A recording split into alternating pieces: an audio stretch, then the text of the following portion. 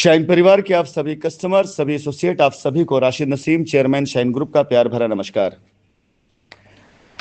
यह संदेश शाइन परिवार के उन सभी कस्टमर्स के लिए है जो आज तक कंपनी के द्वारा बताई गई गाइडलाइन, दिशा निर्देशों का उल्लंघन करते रहे, जो आज तक कंपनी विश्वास नहीं करते रहे और जो लोगों के बहकावे में जा करके ऐसे उठाई गिरे झूठे मक्कार दलाल किस्म के लोगों से मिल करके कंपनी के खिलाफ जो लीगल एक्शन में गए, उन सभी लोगों के लिए मैंने बहुत पहले कहा था, अगर आपको याद हो, भूले ना हो, कि जितने फर्जी क्लेम हैं वो सारे के सारे रिजेक्ट भी होंगे और उनके ऊपर उल्टा पीएमएलए केस आयद होगा।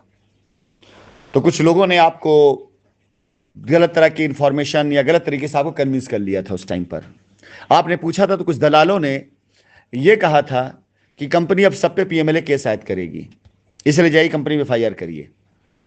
लोगों ने अपने तरीके से आप कन्विंस करने की कोशिश की, लेकिन आज अफसोस के साथ यह बात मुझे कहना पड़ रहा है।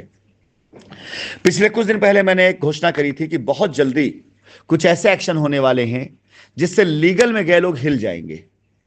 याद करिए अगर भूले ना हो, यह पिछले सप्ताह की बात है कि मैंने कहा था कि बहुत जल्दी कुछ ऐसे एक्शन होने वाले जिससे लीगल में गए लोग हिल जाएंगे, उनकी नींदें उड़ जाएंगी।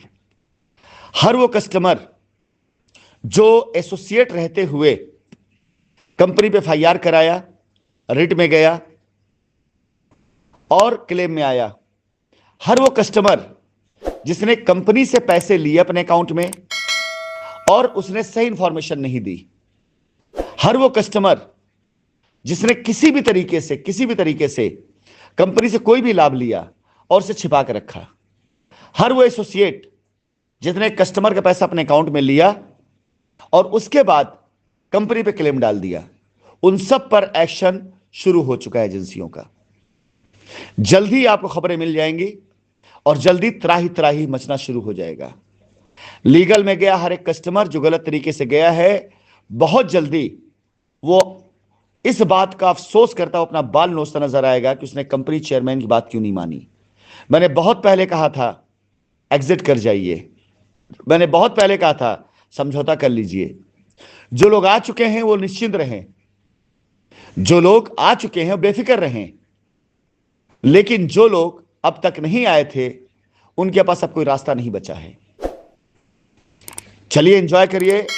लीगल ने 6 साल आपका बर्बाद किया, वकीलों को फीस खिलाई आपने, तारीख पे तारीखें मिलती रही, आपका ही नुकसान हुआ है, कंपनी कोई नुकसान नहीं हुआ है, कंपनी का कोई भी नुकसान नहीं हुआ। ये जिनके लोगों पर एक्शन हो रहा है ये एक्चुअली कस्टमर थे, इन्होंने बात को छिपाया।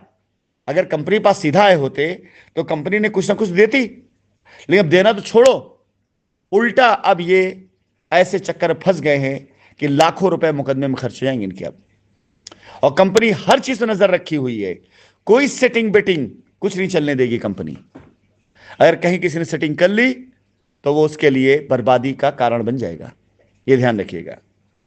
तो अब मजा देखिए आप शाइन परिवार के उस बेगुनाही का और उस श्राप